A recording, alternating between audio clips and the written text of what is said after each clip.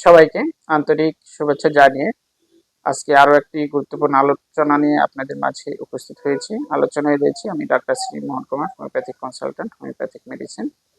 আমি একজন রেজিস্ট্রেশন প্রাপ্ত হোমিওপ্যাথিক চিকিৎসক। তো বন্ধুরা, আজকে আমি আপনাদের সাথে যে বিষয়টি নিয়ে আলোচনা করব, যাদের প্রস্রাবের সাথে অতিরিক্ত পরিমাণে শুক্রক্ষয় হয়ে বা সুগার পাস হয়ে যৌন দুর্বলতার সমস্যায় ভুগছেন, তাদের জন্য কার্যকরী একটি হোমিওপ্যাথিক মেডিসিন সম্পর্কে আলোচনা করব। এবং এই হোমিওপ্যাথিক মেডিসিনটির কিছু শারীরিক লক্ষণ, মানসিক লক্ষণ সম্পর্কে আলোচনা করব এবং এই ওষুধটি কোন নিয়মে সেবন করলে আপনারা খুবই ভালো ফলাফল পাবেন সেই বিষয়ে আলোচনা করব। আশা করি আজকের আলোচনাটি অত্যন্ত গুরুত্বপূর্ণ, তাই আপনারা এই আলোচনাটি যদি শুরু থেকে শেষ পর্যন্ত দেখেন, আশা করি উপকৃত হবেন ব্যক্তিগত জীবনে। তো বন্ধুরা, আজকে আমি যে মেডিসিনটি সম্পর্কে আলোচনা করব সেটি হচ্ছে অ্যাসিড ফসফরিকাম বা অ্যাসিড ফস, সংক্ষিপ্তভাবে বলা হয় অ্যাসিড ফস। তো এই অ্যাসিড ফসের কিছু শারীরিক লক্ষণ এবং মানসিক লক্ষণ সম্পর্কে এখন আমি আলোচনা করব। তো অ্যাসিড ফস একটি অ্যান্টিসাইড এবং অ্যান্টিসাইকোটিক মেডিসিন। এই অ্যাসিড ফস ওষুধটির রোগী শীতার্ত থাকে। হোমিওপ্যাথিতে কিন্তু এই শীত কাতর গরম কাতর বিষয়টি অত্যন্ত গুরুত্বপূর্ণ। তো ঠিক তেমনি এই অ্যাসিড ফস হোমিওপ্যাথিক ওষুধটির রোগী আপনার শীত কাতর হয়ে থাকে, অর্থাৎ এদের শীতের প্রবণতাটা বেশি থাকে।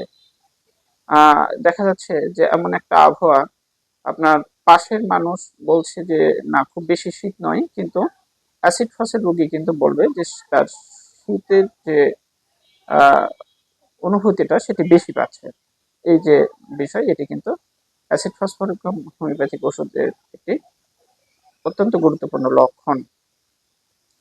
এরা একা থাকতে এবং বিশ্রামে থাকতে চায়, এরা একা থাকতে চায় এবং বিশ্রামে থাকতে চায়, অর্থাৎ কাজ করতে চায় না এবং একা একা থাকতে এদের পছন্দ হয়। এদের তৃষ্ণায় প্রচুর জল পান করতে চায়। এদের যখন তৃষ্ণা পায় তখন প্রচুর পরিমাণে জল পান করার ইচ্ছা থাকে এবং রসালো ফল খেতে এদের ভালো লাগে। এই রোগীগুলোর প্রচুর তৃষ্ণা থাকবে এবং রসালো যে ফলগুলো রয়েছে সেগুলো খেতে এই অ্যাসিড ফসের রোগী পছন্দ করে থাকে। অ্যাসিড ফস হোমিওপ্যাথিক ওষুধের রোগীর মন অতিশয় দুর্বল থাকে। এত দুর্বল থাকে যে কথা বলতে বা চিন্তা ভাবনা করতেও এদের দুর্বলতার যে বহিঃপ্রকাশ সেটি করে থাকে।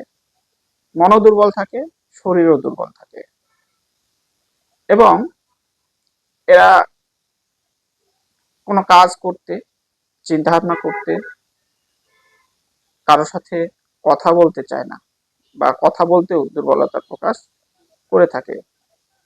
রোগী সব বিষয়ে অমনোযোগী হয়, সেটি জীবনের অত্যন্ত গুরুত্বপূর্ণ সময়েও এরা অমনোযোগী থাকে। দেখা যাচ্ছে যে জীবনে এমন একটি সময় সে দাঁড়িয়েছে, তাকে একটি গুরুত্বপূর্ণ সিদ্ধান্ত নিতে হবে, কিন্তু সেই ব্যক্তিটি সেই বিষয়ে মনোযোগী নয়, অমনোযোগী। তার সিদ্ধান্তের প্রতি সে খুব একটা ভ্রূক্ষেপ করে না, অমনোযোগী ভাব এটি থাকে এবং নিজের ব্যক্তিগত বিষয়েও কিন্তু এরা আপনার অমনোযোগী হয়ে পড়ে। মানসিক দুর্বলতা যেমন রয়েছে তেমনি শারীরিক দুর্বলতাও এই রোগীগুলোর থাকে। শারীরিক দুর্বলতার মধ্যে যেমন আপনার দেখা যায় যে রোগীগুলো কাজ করতে পছন্দ করে না, একা থাকতে পছন্দ করে। এদের শারীরিক দুর্বলতা খুবই বেশি থাকে এবং স্মরণ শক্তির যে বিষয় সেটি কিন্তু খুবই কম থাকে। স্মরণ শক্তি একেবারে কম পায়, মানে কম থাকে, এই বিষয়ে থাকে। এদের পরপর ৩-৪ রাত্রি স্বপ্নদোষ হয়ে থাকে। এদের স্বপ্নদোষ দেখা যায় যে পরপর ৩-৪ রাত্রি হচ্ছে।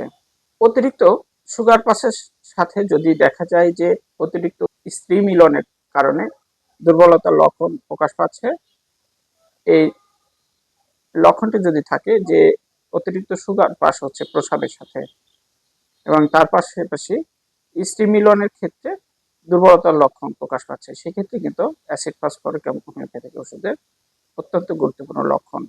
প্রস্রাবের সাথে দুধের মতো সুগার পাস হয় এবং তার কারণে স্বাস্থ্যের অবস্থা একেবারে খারাপ হয়ে থাকে। স্বাস্থ্যে পূর্বে ভালো থাকলেও বর্তমানে এসে এদের স্বাস্থ্য অনেক খারাপ থাকে এবং ঘন ঘন প্রস্রাব হয়ে থাকে। অল্প বয়সে তাদের বৃদ্ধের মতো দেখায় অ্যাসিড ফসফরিকামের রোগীর, অর্থাৎ এই বিষয়টি এমন যে আপনার বয়স 30 বছর কিন্তু আপনাকে দেখে মনে হচ্ছে 35 বা 40 বছর বয়স, এই যে অবস্থা এটি দেখায়। বয়সের তুলনায়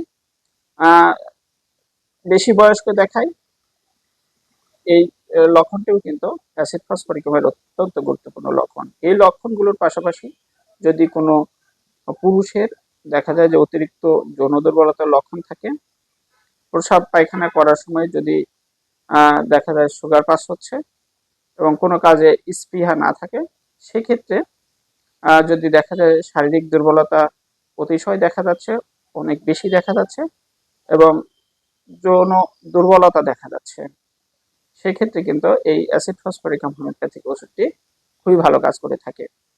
আমি প্রথমে বলেছি এই ওষুধটি সেবনের নিয়ম সম্পর্কে আলোচনা করব, এখন আমি সেই বিষয়ে বলবো। তো অ্যাসিড ফসফরিকাম এটি হচ্ছে 200 পাওয়ার, আর এটি হচ্ছে মাদার টিংচার ফরম্যাট।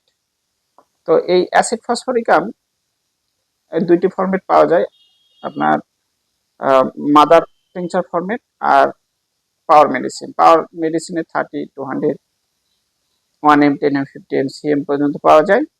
তো আমি যাদের এই সমস্যাগুলো দেখা যাচ্ছে তাদের জন্য বলবো যে আপনারা প্রাথমিক পর্যায়ে মাদার টিংচার সেবন করতে পারেন, আর যারা পাওয়ার মেডিসিন সেবন করতে চান অবশ্যই একজন রেজিস্ট্রেশন প্রাপ্ত অভিজ্ঞ হোমিওপ্যাথিক চিকিৎসকের পরামর্শ নিয়ে সেবন করবেন। তারপরেও আমি বলে দিচ্ছি, মাদার টিংচার ফরম্যাট হলে এটি 10 ফোঁটা করে দিনে 2 বার সকালে রাত্রে সামান্য জলের সাথে মিশিয়ে খাবার পরে ভরা পেটে সেবন করবেন। আর যারা 200 পাওয়ার বা 30 পাওয়ার সেবন করতে চান তারা 1 থেকে 2 ফোঁটা ওষুধ সামান্য জলের সাথে মিশিয়ে এটি খাবার আগে সকালে সেবন করতে পারবেন। এই ছিল খাবার নিয়ম। আমি বলবো যাদের এরকম লক্ষণ দেখা যাচ্ছে, অতিরিক্ত সুগার পাসের কারণে যৌন দুর্বলতা, শারীরিক দুর্বলতা, মানসিক দুর্বলতা, স্মরণ শক্তির সমস্যা, তারা এই অ্যাসিড ফসফরিকাম হোমিওপ্যাথিক ওষুধটি ব্যবহার করলে ভালো ফলাফল পাবেন। তো আজকে আলোচনা শেষ করার আগে আমি বলবো যারা আমার সাথে যোগাযোগ করতে চান তারা আমার মুখে বলা নাম্বার 01750295397 এই নাম্বারে হোয়াটসঅ্যাপ, ইমো এবং নম্বরে কল করেও আমার সাথে যোগাযোগ করতে পারবেন। তো আজকের আলোচনা এ পর্যন্তই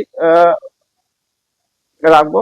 পরবর্তীতে আরো কোনো গুরুত্বপূর্ণ আলোচনা নিয়ে আপনাদের মাঝে আবার উপস্থিত হব। সে পর্যন্ত আপনারা সবাই আমার স্বস্তি হোমিও হল পেজ এবং ইউটিউব চ্যানেলের সাথেই থাকবেন।